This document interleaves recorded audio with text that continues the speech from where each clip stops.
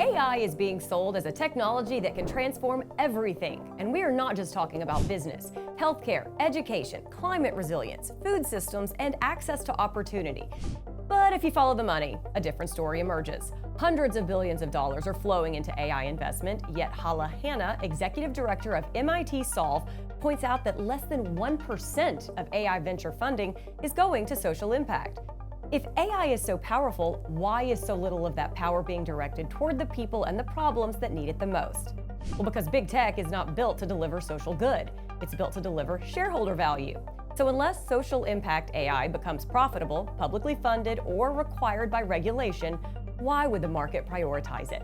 Well, today we ask Hala Hanna if AI really can be used for the public good, or if the promise of AI for good is just Silicon Valley lip service. We're talking AI, social impact, and the economics of doing good with Hala Hanna, executive director of MIT Solve.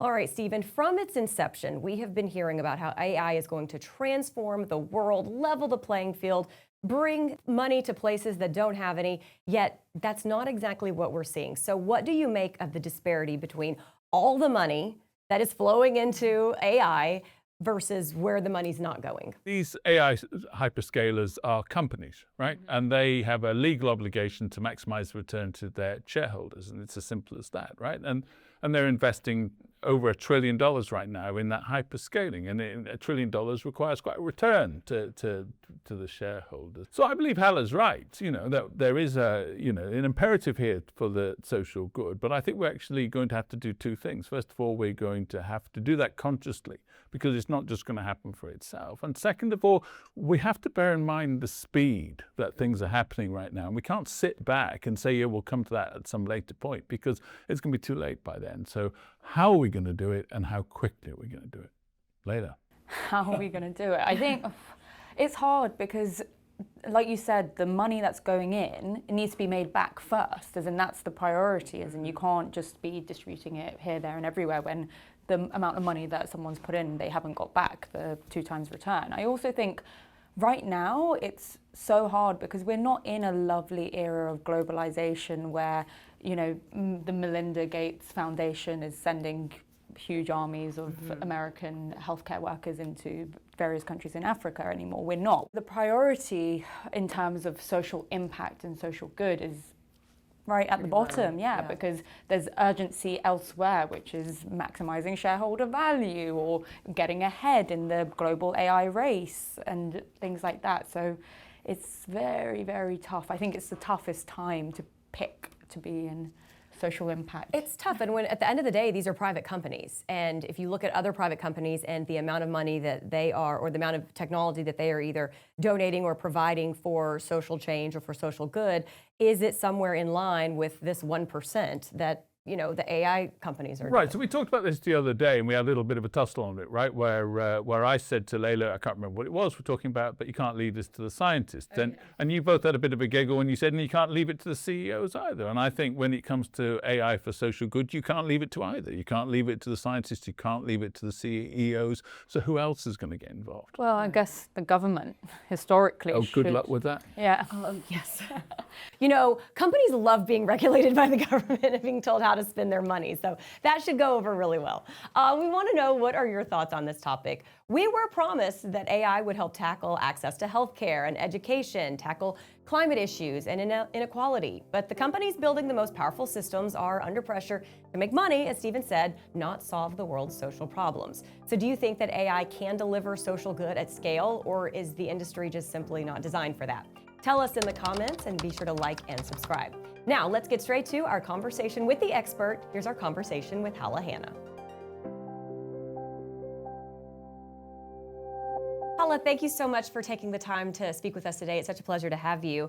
You're celebrating 10 years of Solve at MIT. Can you kind of explain for us what exactly Solve is and your role there? Solve was created by the president of MIT the same year as the United Nations Sustainable Development Goals, a decade ago now, with the idea that the challenges of our time require us to stretch a hand to all problem solvers around the world.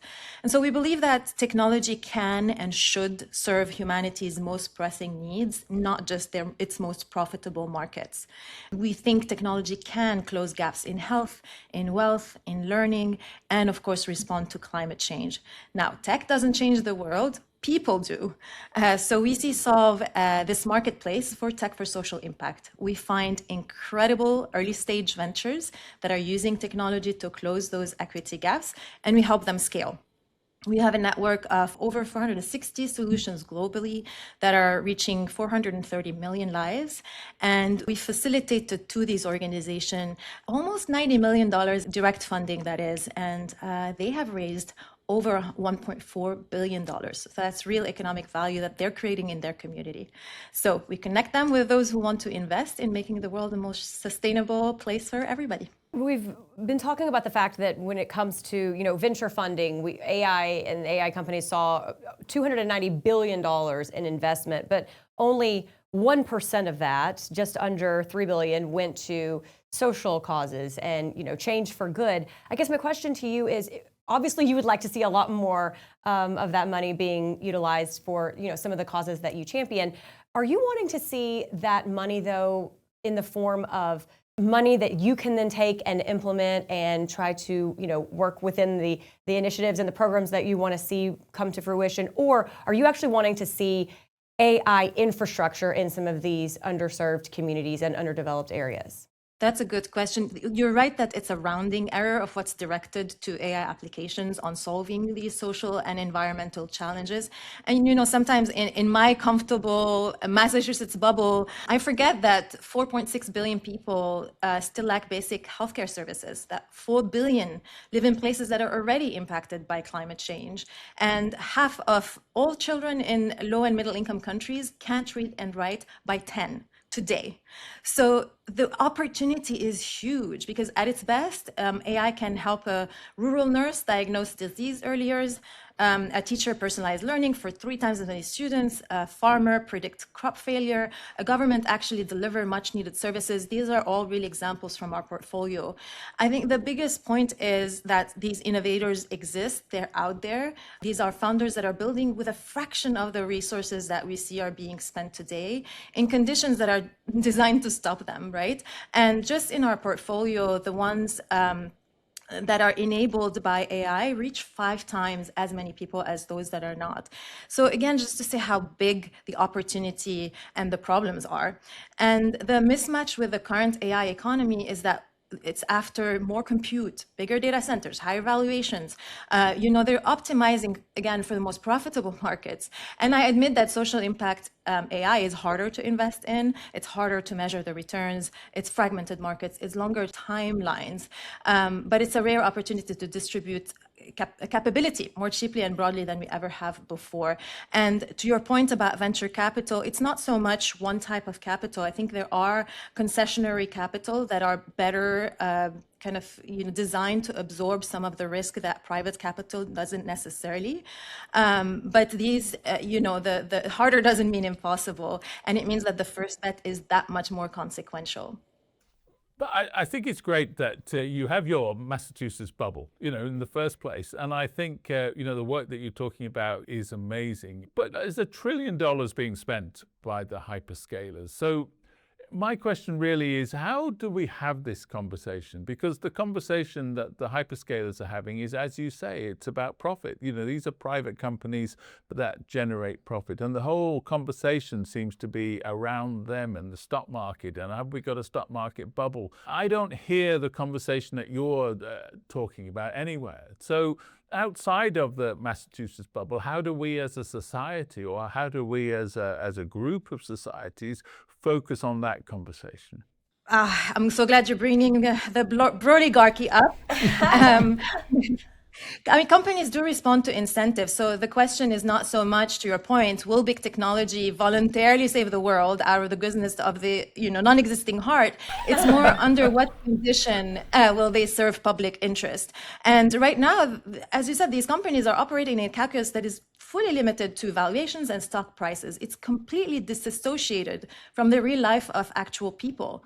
It's also the regulatory Wild West. Today, a deli sandwich is more regulated than AI. A MIT professor yesterday was saying this on stage. And at Solve, our call is we're not going to wait for big tech's conscience to kick in. I think it's either that we structure the incentives, which is mostly government and advocacy work, or we build the alternative model. And we're building the latter because I think there is a danger to a single story, right? About who gets to be an innovator, what progress is. And just so we're on the same page, the vision we're being sold is we're going to cover the entire world with data centers, and space too, by the way, to summon a demigod that will leave us probably unemployed, may or may not precipitate our extinction, right? And then every time I press on enter on a query, it runs on the entire body of data ever created online. And we're back to prioritizing now cheap energy over clean energy, basically burning barrels of oil over microdoses of dopamine. So sign me up. I love the way she explains all this. But on that note, like, because we are not talking about what is actually happening in developing countries and the global south, and they've kind of just been completely left out of the discourse. And what you're talking about, what is happening there, and also in terms of what could we be doing much better there in terms of investing in founders and the consequences of what's going on with this huge $1 trillion investment in like data centers on the moon, because they've just completely been left out of the equation. That's right. And I do want to, just because I talked about big tech, I do want to say that we work with plenty of big tech that actually do want to do more. And to your point, they might not make the first page, but we work with HP, with Amazon, with GM. We partner with them because they want to find innovations that help them reach their own environmental and social goals, which they've set. For Amazon, it's carbon neutrality by 2040. They're still going for that. For HP, it's getting 150 million people included in the digital economy. And that's worldwide. It's not just in US bubbles. And incentives can align. There is a world out there where this work is actually happening. One thing that I always try to remind myself is that if we don't imagine the world that we want, we can't make it happen. And I remember Paul Polman, every time he had a board meeting at Unilever, he used to leave an empty chair. And what if today we left 3 empty chairs at every boardroom, one for the customer, one for Earth, and one for future generations? We can't create the world we don't imagine, and we're certainly forgetting, billions of people behind us. All right, we're going to pause just for a second, but coming up after the break, the use of AI when it comes to reviewing grant requests for social change initiatives. We ask Hala whether AI can help or hurt the approval process for those looking to make a positive difference in the world.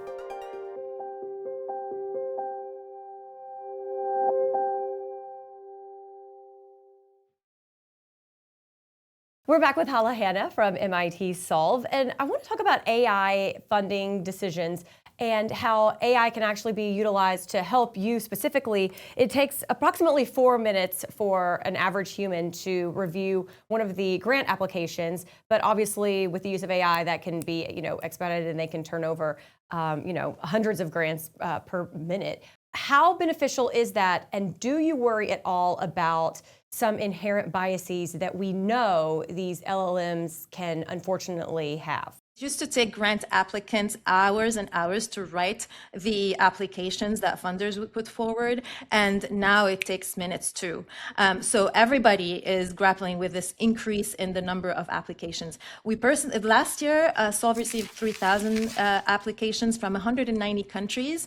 I think that's fantastic. That's 3,000 dots of hope, and people all over saying we don't take the status quo for granted. We want to change things. So that's, I think, good news.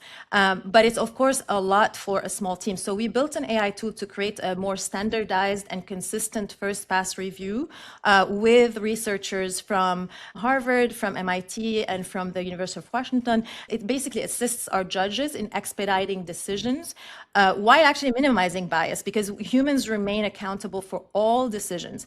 The goal is to reduce noise and give better feedback, and only remove the ones that are really obviously either not matching the standards and the requirements, or the ones that are so clearly great that they should be reviewed by a human. So really the AI helps us narrow the time we spend on the applications where human judgment is most needed.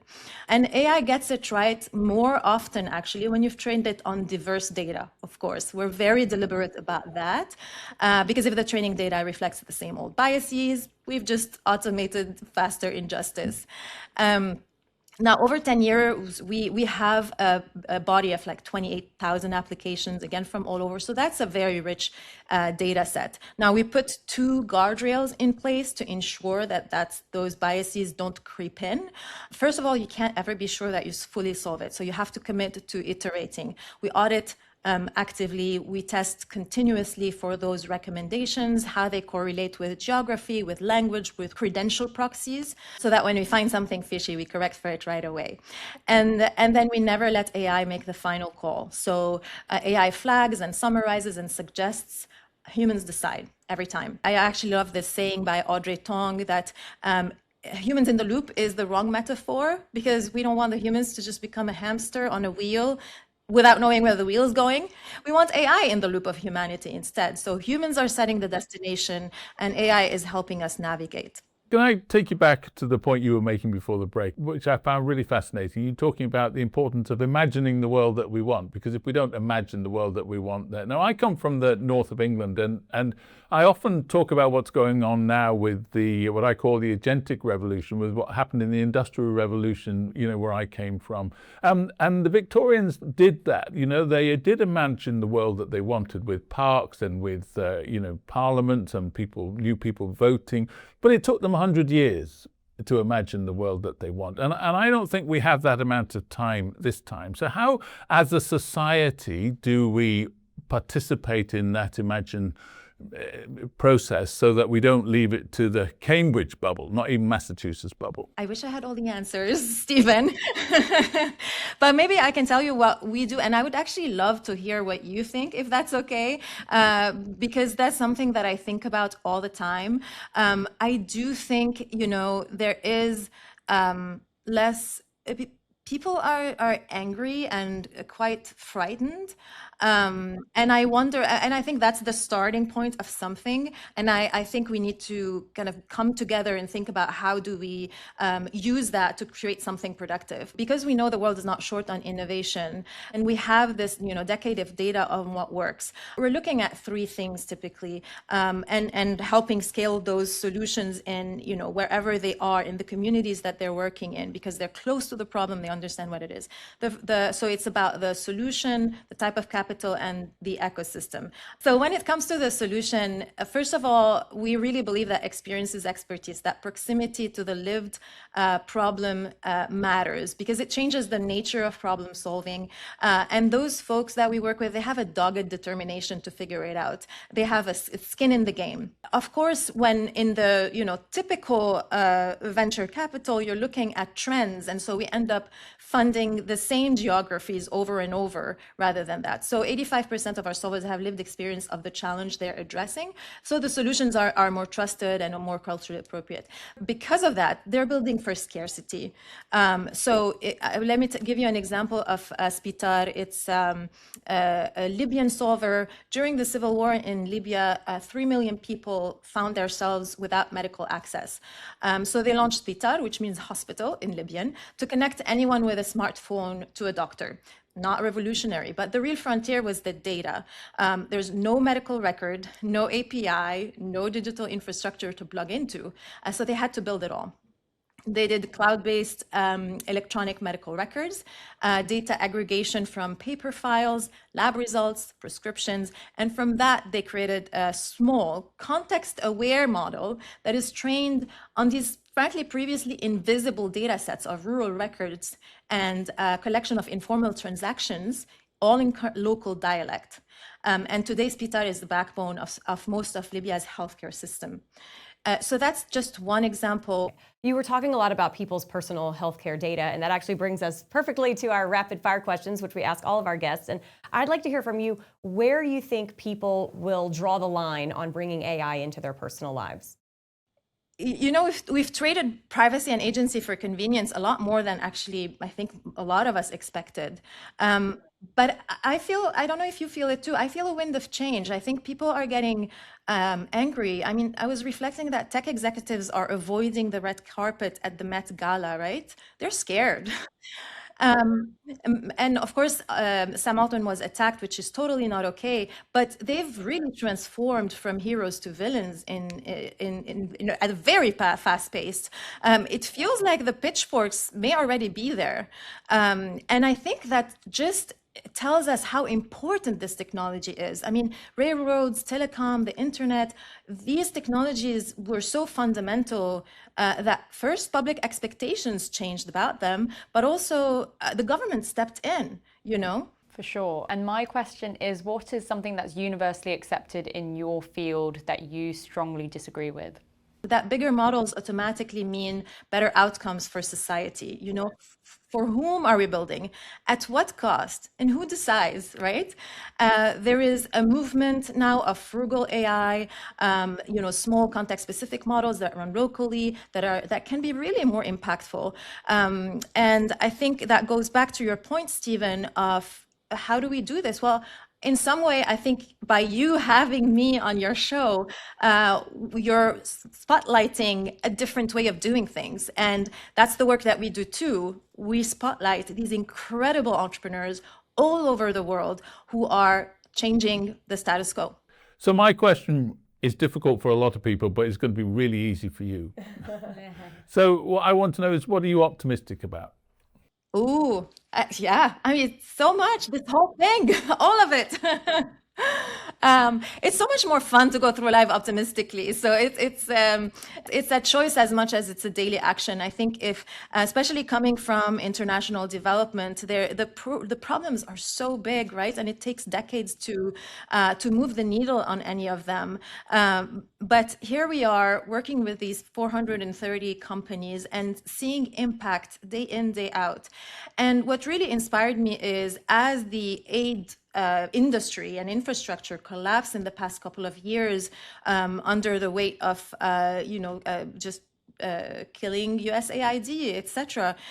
These entrepreneurs, you know, I would sit in DC and New York, and I would hear, lots of folks complaining about, rightfully so, right? It's very jarring. It was a very jarring, thing to happen and way to have it done. But our innovators just picked up the next day and go. You know, they're just so embedded in their communities. This is an opportunity, I think, for them and for the global majority to create a new way of being that is sovereign in that sense of, local entrepreneurs taking care of local problems and scaling to impact the lives of millions. Hala, I want to finish with one final thought from you. With the perfect AI technology and all the right amount of funding, where do you see AI having the largest and fastest impact when it comes to social good? Which arena? You know, one thing is, there's over 6,000 languages that are at risk of extinction. The majority of them are indigenous. And this is like irreplaceable, right? If a language dies, with it dies the knowledge, the culture, all of it. So we have indigenous communities that are using artificial intelligence to preserve those languages, speech recognition, neural translation, storytelling, in their own worlds, in the words of those who are the last ones to speak those languages. And these are communities that have been the most harmed, perhaps, by extractive technology. So to see them finding ways to use it as a shield almost is really inspiring. And that story, of course, is, to your point, Stephen, completely invisible in the mainstream. One of them is called the First Languages AI Reality Initiative. It's racing to prevent those endangered languages. Never in a million years did I expect that to be your Yeah. answer. So that was really fascinating. Thank you so much for your time today. Thank you very much. Thank you so much. Well, that was really interesting. I didn't expect, preserving native languages to be your answer to that last question. I really thought she'd go somewhere with access to healthcare or something like that. But I think it's really interesting. She doesn't really, even when we pointed out, only 1% of all the AI funding is going toward these, social change initiatives.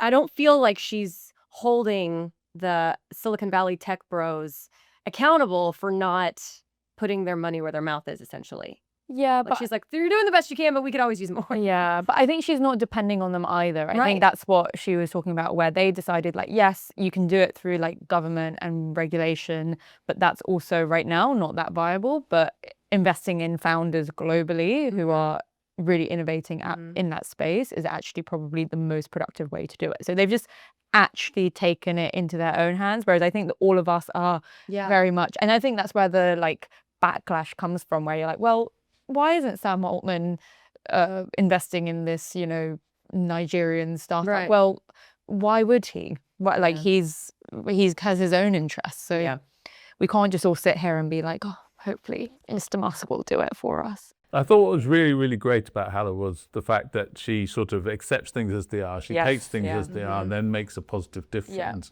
So she understands the money, she understands the compute, but then actually, you know, moves things forward. There was one point I was taken with that I'd have loved to engage more with, was the point about the Pitchforks being out, right? She said the Pitchforks are out. So how I agree with her on that though. So how do we move on from here with the Pitchforks moving now? And I'd love to engage, because I think the only answer is you have to engage with the Pitchforks. You have to embrace the Pitchforks. You have to understand what's going on and then move forward, which is what she's doing on that micro level. So it was such a ray of sunshine having her on. Totally, totally, I Talk to agree. her all day.